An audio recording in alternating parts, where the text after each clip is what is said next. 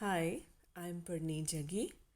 I welcome all the students to this series of lectures on the short story The Open Window, written by H.H.Munro, who is also called Saki.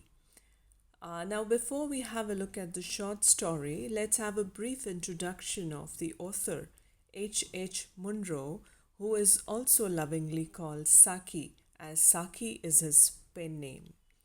H.H.Munro, born on December 18th, 1870, up to 1916, was a witty British author who published under the pen name Saki or even H.H.Munro. Now, the inspiration for this pen name Saki is actually unknown, but it is supposed that it may be based upon a character in the poem or on a South American monkey. And if we look at Munro's intellect, wit, and mischievous nature, it is possible that it would be based on both the things simultaneously. And as a writer, Saki was a master of the short story form and is often compared to other great writers like O. Henry and Dorothy Parker. And he shares his sardonic style with these great writers of English short story. Now, when we look at his life, he was born in Burma, now as Myanmar, in 1870. And very soon his mother died. He was just 2 years old. After her death, the Munro children were sent from Burma back to England, where they lived with their grandparents and aunts in a very strict puritanical household. So their upbringing was such, which was devoid the love of their mother, and also was under the strict aunts and grandparents, so they did not get that kind of a love which would pamper them into young men of their own choice. So while we look at his early career, he became a police officer in India and was posted to Burma, where he had contracted malaria before he had to return to England in 1895. And when the war broke out, Munro refused a commission, joined the British Armed Forces as a regular trooper, where he was certain to see the battle, and he was killed in action by a German sniper.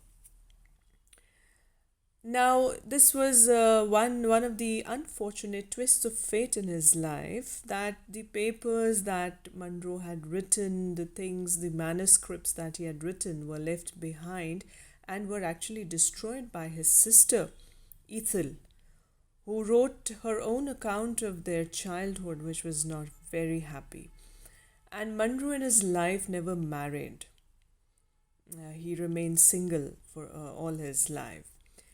Now, when we look at his writing and the themes that he took up in his writings, he actually had a penchant. He had an interest in mocking the popular customs and manners of Edwardian England. And he often did so by showing, projecting, and depicting characters in a setting and manner that would contrast their behavior with that of the natural world, often demonstrating that the simple and straightforward rules of nature would always trump the vanities of men. Now, for example, we have his work like The Toys of Peace. This is gently demonstrated in this book, The Toys of Peace, where parents from Edwardian England are taught a lesson which is still familiar to modern parents.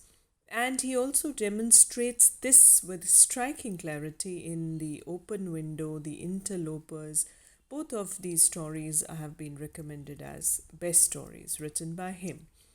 Munro died in France during World War I on November 13, 1916, by German sniper fire during the Battle of Anchor. Though he was too old to enlist at 43, he had managed to gain a post in the 22nd Battalion of the Royal Fusiliers, where he was a lance sergeant. And his last words are pretty famous in the circle when he said that, "Put that bloody cigarette out." So this got very famous in the literary circle because he died in the field, in the battlefield.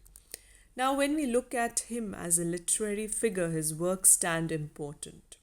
So, the important works written by him are The Interlopers, Esme, Shredney Wester, Gabriel Ernest, Taubery Moy, The Shod's Metaclo Method, The Open Window.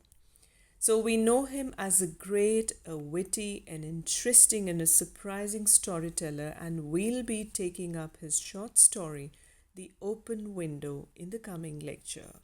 So thank you for now.